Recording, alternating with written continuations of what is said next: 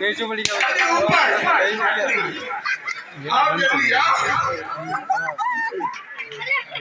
जल्दी। महाराज कैसे सबको आपस में डाल दिया? महाराज बंदूक सीधी ऊंची बंदूक सीधी महाराज रास्ता साफ।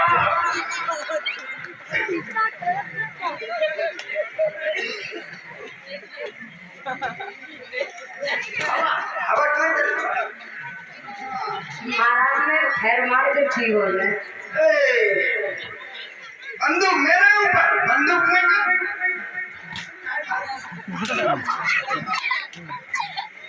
हेलो हेलो थोड़ा और करो।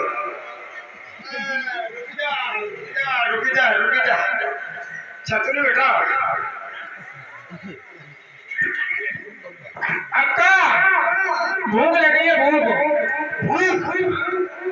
तुझा मैं कहीं जल्दी भूख खा ले हमारे का इतनी जल्दी कहा लाए थे और तेरी अय्या ने दूध भर दो बोतल